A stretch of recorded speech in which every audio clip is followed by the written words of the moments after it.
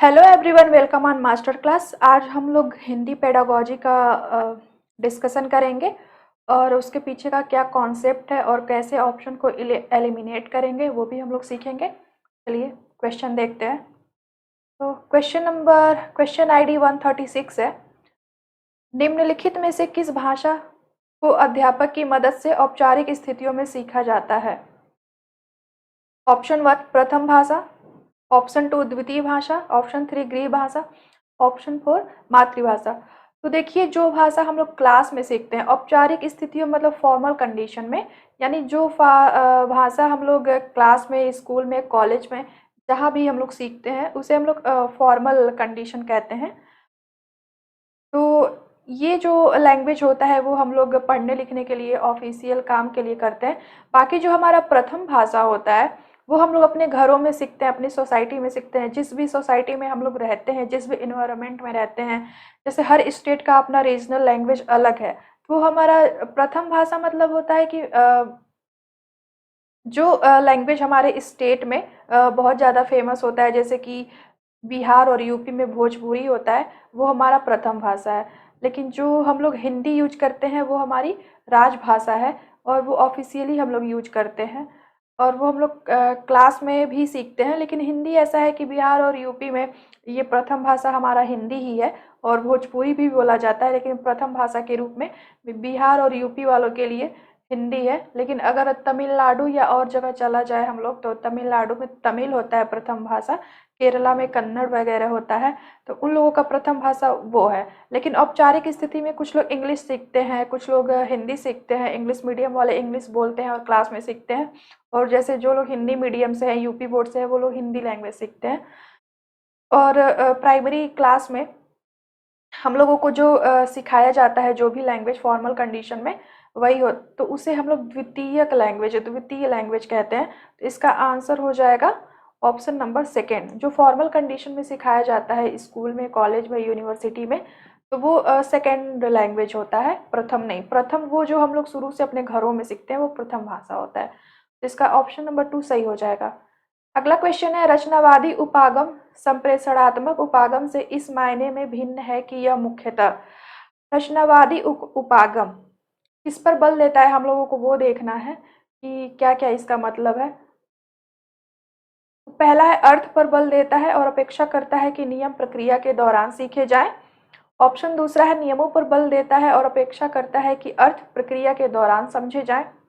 तीसरा नियमों के प्रयोग और ज्ञान पर बल देता है। चौथा ड्रिल और आदत निर्माण पर बल देता है। तो जो हमारा रचनावादी उपागम है वो संप्रेषणात्मक उपागम से किस तरह से भिन्न है, तो इसका ऑप्शन हो जाएगा ऑप्शन नंबर 1, अर्थ पर बल देता है। जो रचनावादी उपागम है वो पहले अर्थ पर बल देता है और ये उम्मीद करता है कि नियम प्रक्रिया के दौरान सीखे जाए। जैसे कि एक होता है कि आगमनात्मक विधि होती है किसी चीज को पढ़ाने के लिए, एक होता है निगनात्मक। तो जो आगमनात्मक होता है उसे पहले एग्जाम्पल पर और समझाने पर बल दिया जाता है, बाद में नियम सिखाया जाता है। लेकिन जो निगनात्मक होता है उसमें पहले नियम बता दिया जाता है उस विधि में, उसके बाद उदाहरण बाद में दिया जाता है। ठीक है, तो इसका पहला हो जाएगा। जो रचनावादी उपागम है उसमें जो है पहले अर्थ पर बल दिया जाता है और जो रूल्स होते हैं, हमारे जो नियम होते हैं, वो प्रक्रिया के दौरान, प्रोसेस के दौरान, लर्निंग के दौरान सिखाए जाते हैं। इसका आंसर ये हो जाएगा ऑप्शन नंबर 1। अगला क्वेश्चन है, किसके अंतर्गत लोगों को सुझाव देने के बजाय सीधे सीधे कहा जाता है कि उन्हें क्या करना है। देखिए, जब हम लोग किसी को सजेशन देते हैं तो वो सुझाव होता है और सलाह भी देते हैं, एडवाइस करते हैं। लेकिन जब हमें पूरा डायरेक्शन दिया जाता है कि ये काम करना है, ये नहीं करना है, तो उसे क्या कहा जाता है, इसमें पूछा गया है। तो जब सुझाव देने के लिए कोई कहता है कि ये काम करो, सुझाव नहीं देता है, सीधे कहता है कि ये काम करो या फिर वो काम करो, तो वो आदेश होता है, उसे हम लोग ऑर्डर कहते हैं। तो उसे आदेशात्मक उपागम कहते हैं। ऑप्शन नंबर 2 इसका सही हो जाएगा।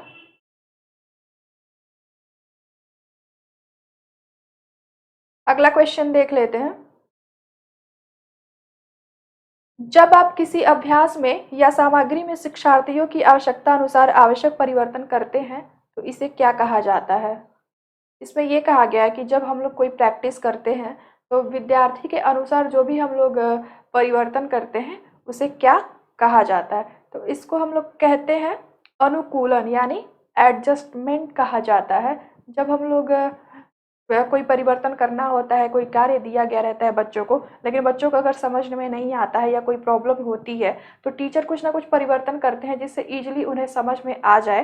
क्योंकि ज़रूरी नहीं है कि एक ही मेथड से कोई काम किया जाए, दूसरी विधि को भी अपनाया जाता है, जिससे शिक्षार्थियों को, लर्नर्स जो होते हैं, जो हमारे स्टूडेंट्स होते हैं, उन्हें समझ में आए। तो इसे अनुकूलन कहा जाता है, यानी अपनी विधि में किसी और विधि को हटाना या फिर जोड़ना, ये अनुकूलन होता है। ठीक है, कुछ परिवर्तन करना उसमें।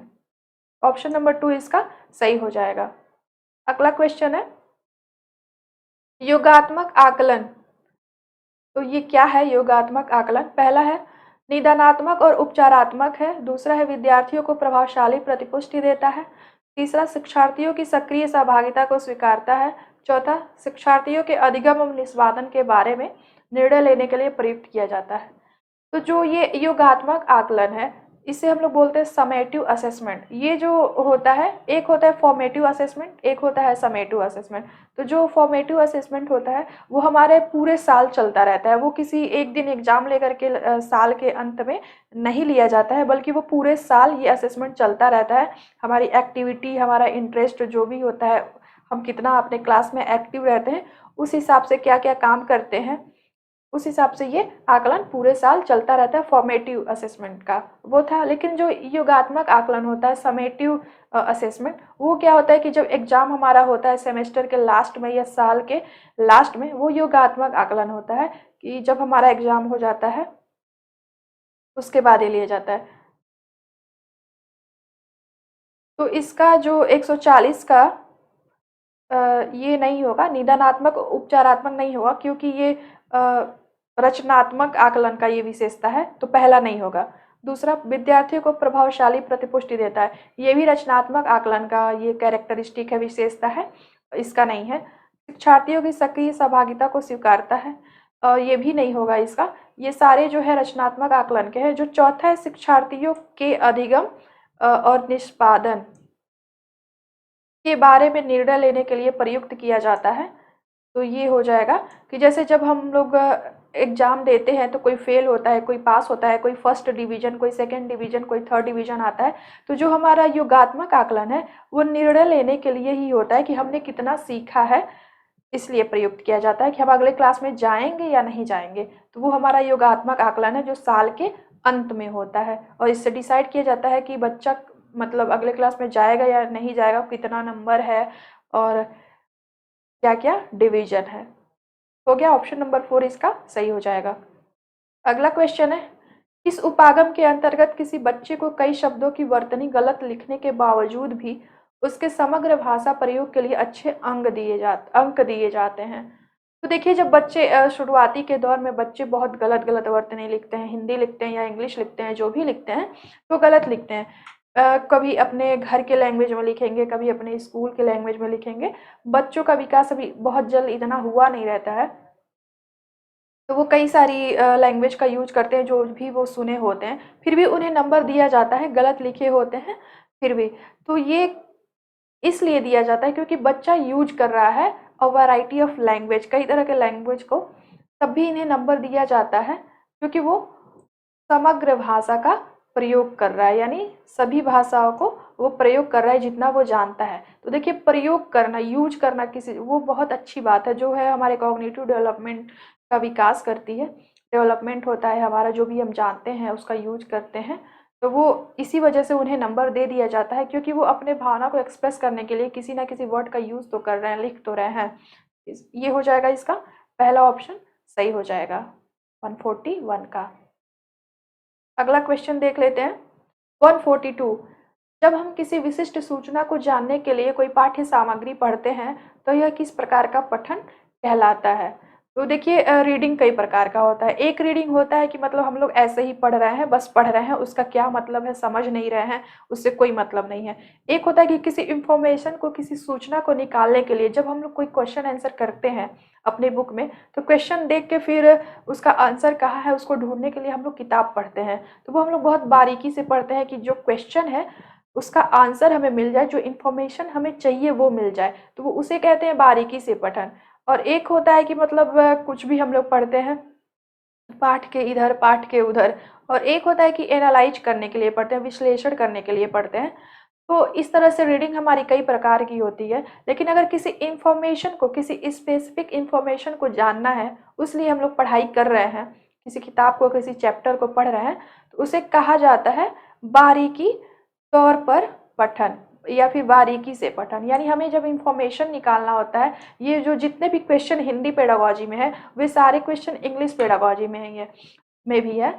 वहाँ पे इंग्लिश में है, वहाँ पे इंग्लिश का अलग वर्ड है, अलग वोकैब है, यहाँ पे हिंदी में अलग वोकैब है। तो ये जो कॉन्सेप्ट है इसका, वो दोनों में सेम ही है, बस वहाँ पे इंग्लिश में है, यहाँ पे हिंदी पे है। तो जब हम लोग इसका कॉन्सेप्ट समझ जाएंगे तो दोनों पेपर को, और सीडीपी में भी और सारे सब्जेक्ट में भी, पेडागोजी में ये काम आएगा। तो एक बार हम लोग समझ लेंगे तो वो हिंदी और इंग्लिश दोनों पेडागोजी में काम आएगा। ठीक है, तो इसका आंसर हो जाएगा दूसरा, बारीकी से पठन। जब इंफॉर्मेशन निकालना है तो उसे हम लोग कहते हैं बारीकी से पठन। अगला क्वेश्चन है, दो उत्पादक भाषा कौशलों में कौन से कौशल शामिल हैं? उत्पादक मतलब प्रोड्यूस कर रहे हैं हम लोग, जैसे कि हम लोग सुनते हैं, बोलते हैं, लिखते हैं, ये सब करते हैं और पढ़ते भी हैं। तो ये भाषा के मतलब चार भाग होते हैं, चार हमारे कौशल होते हैं, भाषा के चार कौशल होते हैं। एक पहला होता है सुनना, फिर होता है कि बोलना, फिर पढ़ना और फिर लिखना। तो इसमें कौन सा उत्पादक है और कौन सा अभिग्रहण है? तो जो सुनना होता है, और सुनना और बोलना, ये हमारा क्वेश्चन 143, इसका जो आंसर है वाचन और लेखन। हाँ, तो जो सुनना और जो बोलना होता है, ये हमारा अभिग्रहण हो जाएगा, सुनना और बोलना। और जो वाचन और लेखन, नहीं, जो सुनना और पढ़ना होता है वो हमारा अभिग्रहण हो जाएगा, और जो बोलना और लिखना होता है वो हमारा अ, उत्पादक भाषा कौशल हो जाएगा। ठीक है, तो ये हो जाएगा। मैं थोड़ा सा कंफ्यूज हो गई थी। हाँ, अभी क्लियर कर लेते हैं। जो सुनना होता है और जो पढ़ना होता है, वो मतलब हम लोग उसको ग्रहण करते हैं, और इसको हिंदी में अभिग्रहण कहते हैं। और जो उत्पादक वाला है वो हमें बोलना होता है और लिखना होता है।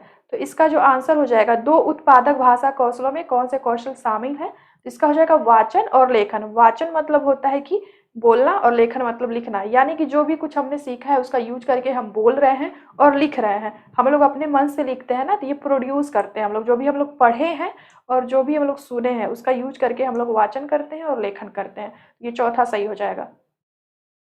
अगला क्वेश्चन है 144, प्रथम भाषा वह भाषा है जो बच्चे, यानी पहला भाषा कौन सा है, बच्चे कैसे सीखते हैं? ऑप्शन देख लेते हैं।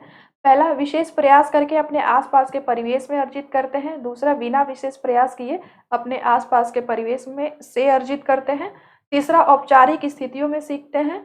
चौथा, औपचारिक स्थितियों में अर्जित करते हैं। तो देखिए, जो प्रथम भाषा है, इसके पहले वाले कुछ क्वेश्चन पहले मैंने ये बताया था कि जो प्रथम भाषा है वो हम लोग अपने घर पे, अपने सोसाइटी में जो हमारा इन्वायरमेंट होता है वहाँ पे हम लोग सीखते हैं। तो इसका मतलब ये है कि इसमें हमें बहुत मेहनत करने की ज़रूरत नहीं होती है। हमारे मम्मी पापा, भाई बहन, दादा दादी जो भी घर में जिस लैंग्वेज का यूज करते हैं उसे हम सुन सुन के सीख लेते हैं। उसके लिए हमें बहुत ज़्यादा इफोर्ट करने की ज़रूरत नहीं होती है। तो प्रथम भाषा वही है जो हम लोग अपने मन से सीख लेते हैं, सुन करके, अपने इन्वायरमेंट में, अपने सोसाइटी में, अपने परिवार में। तो ये ऑप्शन पहला जो है वो गलत हो जाएगा, क्योंकि विशेष प्रयास करके नहीं सीखा जाता है, ये ऑटोमेटिकली हम लोग सीख लेते हैं अपने परिवार से। और दूसरा है, बिना विशेष प्रयास के किए अपने आसपास के परिवेश में अर्जित करते हैं। हाँ, तो हम लोग इसको क्या है, अक्वायर कर लेते हैं, इसे हम लोग सीखते नहीं है, इसको हम लोग अक्वायर करते हैं अपने इन्वायरमेंट से, अपने फैमिली और अपने सोसाइटी से। और फॉर्मल स्थिति में हम लोग इसे नहीं सीखते हैं। फॉर्मल मतलब जो हम लोग क्लास में, स्कूल में जो लैंग्वेज, हिंदी या इंग्लिश, और जो भी जिसका जो लैंग्वेज सीखना होता है, जिसको जो क्लास में हम लोग स्कूल में सीखते हैं या फिर कहीं जाकर इंस्टीट्यूट में सीखते हैं, तो वो फॉर्मल कंडीशन हो जाएगा। और अर्जित भी नहीं करते हैं हम लोग, फॉर्मल कंडीशन में अर्जित नहीं करते हैं हम लोग, इनफॉर्मल वे में अपने सोसाइटी, अपने फैमिली में सीखते हैं। तो ये तीनों ऑप्शन गलत हो जाएगा। दूसरा जो है सही हो जाएगा कि ये जो प्रथम भाषा है, हम लोग बिना किसी प्रयास के अपने परिवेश से अर्जित करते हैं, अपने इन्वायरमेंट से अक्वायर करते हैं। अगला क्वेश्चन है, निम्नलिखित में से कौन सा ध्वनि का उत्पादन और बोध है? 145। इसका जो आंसर था, हाँ दूसरा इसका आंसर था। और अगला क्वेश्चन, कौन सा उत्पादन और बोध है? तो इसका जो आंसर हो जाएगा ये तीसरा हो जाएगा, स्वानिकी। देखिए ये पूछा है उत्पादन और बोध, मतलब जो प्रोड्यूस हो रहा है वो भी, और अंडरस्टैंडिंग है, तो इसे स्वानिकी हो जाएगा। ये हिंदी में थोड़ा टफ है ये जो वर्ड है, ठीक है, इसका तीसरा सही हो जाएगा। अगला क्वेश्चन, निम्नलिखित में से कौन सा श्रव्य भाषिक ड्रिल का अंश नहीं है? पहला, विद्यार्थी आदर्श भाषा सुनते हैं। दूसरा, विद्यार्थी संवाद की प्रत्येक पंक्ति दोहराते हैं। तीसरा, विद्यार्थी व्याकरणिक नियमों पर ध्यान देते हैं। चौथा, विद्यार्थी ड्रिल प्रतिरूपों में विकल्प का अभ्यास करते हैं। तो इसका आंसर हो जाएगा 116 का, और नहीं 146 का तीसरा। हाँ, तो जैसे इसमें पूछा श्रव्य भाषिक ड्रिल का अंश नहीं है, तो इसमें सारा इसका आंसर, लेकिन बच्चे जो है व्याकरणिक नियमों पर ध्यान देते हैं, ये नहीं है, ठीक है, इसका आंसर तीसरा सही। ये पूछा नहीं है, इसमें व्याकरण का नियम बच्चे जो है इस विधि में नहीं, इस ड्रिल में नहीं यूज करते हैं, श्रव्य भाषिक ड्रिल में, तो इसका ये तीसरा सही हो जाएगा। निम्नलिखित में से कौन सा उपागम मुख्यतः प्रवाह को समुन्नत करता है? संरचनात्मक उपागम, दूसरा है संप्रेषणात्मक उपागम, तीसरा है व्यवहारवादी उपागम, चौथा है समग्र भाषा उपागम। तो जो उपागम है जो प्रवाह को समुन्नत करता है 147, तो ये इसका हो जाएगा, मतलब संप्रेषणात्मक का मतलब ये होता है कि हम लोग जब कम्युनिकेशन कर रहे हैं वो, ठीक है, तो एक ऐसा चीज़ जो हमारे फ्लो इन्फ्लुएंसी जो हमारे स्पीक बोलने की होती है, उसको जो है संप्रेषणात्मक उपागम जो है समुन्नत करता है। संप्रेषण का मतलब बातचीत करना, कम्युनिकेशन करना होता है, तो इसमें ये जो हमारा प्रवाह है वो यही करता है। बाकी हमारा व्यवहार जो हम एक्टिविटी करते हैं वो अलग चीज़ है, लेकिन हम लोग उसको बात कैसे करते हैं, उसको प्रवाह में कैसे लाते हैं, अपनी बात को रखते कैसे हैं, उसको समुन्नत करता है संप्रेषणात्मक उपागम, ठीक है। 147 का दूसरा सही हो जाएगा। अगला क्वेश्चन, निम्नलिखित में से कौन सी गतिविधि अर्थ आधारित गतिविधि के अंतर्गत नहीं आएगी? तो कौन सी ऐसी गतिविधि है जिसमें अर्थ जो है, अर्थ आधारित गतिविधि मतलब नहीं आएगी, नहीं पूछा गया है इसमें। तो पहला, पाठ के साथ अंतःक्रिया करना। दूसरा, पूर्व ज्ञान का इस्तेमाल करना। तीसरा, पढ़ना और फिर उसी का वृत्तांत दूसरों के सामने सुनाना।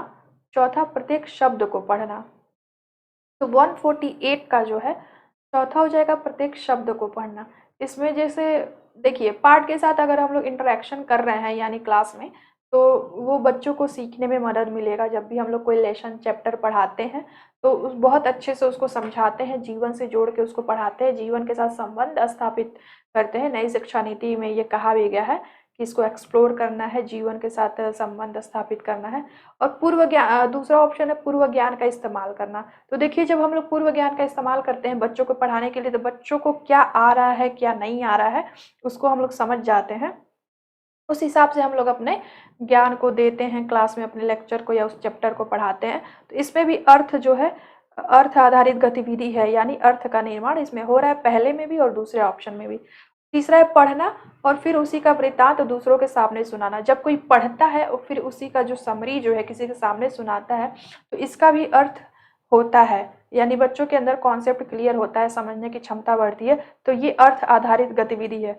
चौथा है प्रत्येक शब्द को पढ़ना। तो प्रत्येक शब्द को पढ़ने से जरूरी नहीं है कि अर्थ का निर्माण हो, कभी कभी एक ही शब्द लोग पढ़ते रहते हैं, लेकिन अगर हम लोग उसका यूज नहीं करेंगे तो सिर्फ पढ़ने से हमारा अर्थ का निर्माण होगा या नहीं। तो ये ऑप्शन चौथा जो है इसका आंसर सही हो जाएगा, ठीक है, क्योंकि जरूरी नहीं है कि जो प्रत्येक शब्द को पढ़ रहा है वो अर्थ को ग्रहण कर ही रहा है। कुछ लोग ऐसे पढ़ते चले जाते हैं सरसरी निगाह में, लेकिन कोई एक्टिविटी बाद में नहीं करेंगे चैप्टर पढ़ने के बाद, तो कुछ समझ में नहीं आता है, ध्यान कहीं और रहता है, ठीक है, इसका चौथा सही हो जाएगा।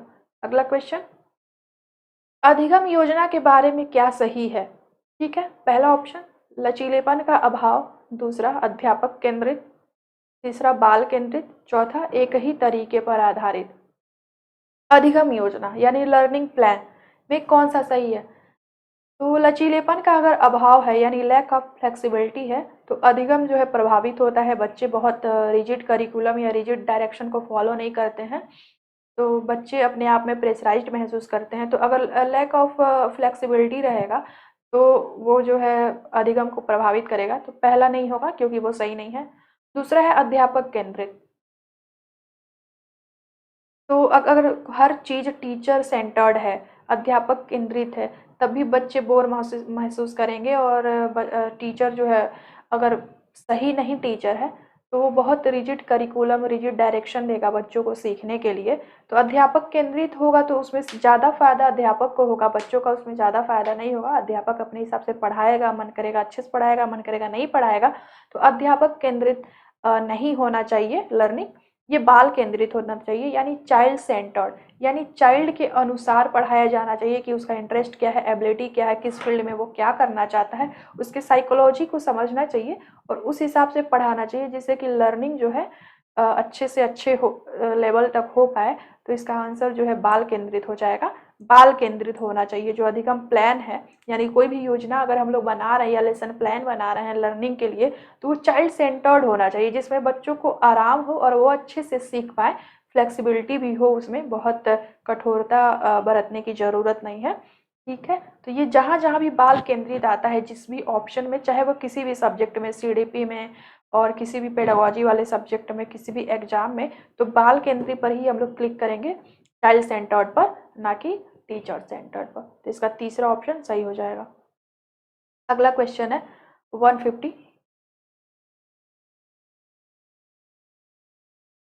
गलतियों का विश्लेषणात्मक अध्ययन क्या कहलाता है?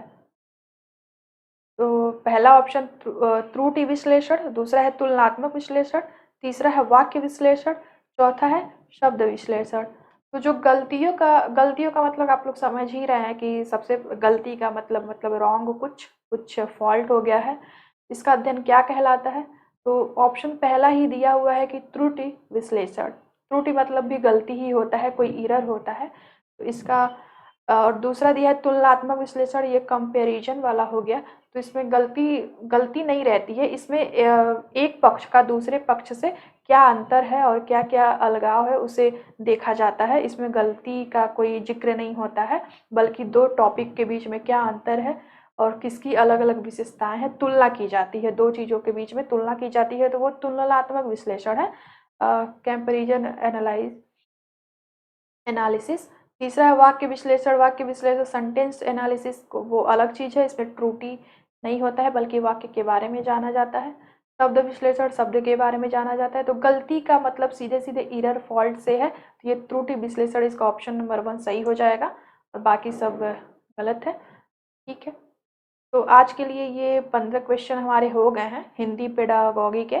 बाकी इंग्लिश पेडागॉगी का भी वीडियो अपलोड किया जाएगा और सीडीपी का, ईवीएस का, सोशल साइंस का और साइंस और मैथ का वीडियो अपलोड कर दिया गया है, उसको आप लोग देख लीजिएगा और अच्छे से समझ लीजिएगा। सीटेट के लिए previous year question paper solve करना बहुत इंपॉर्टेंट होता है जिससे एग्जाम जल्दी क्लियर हो जाए।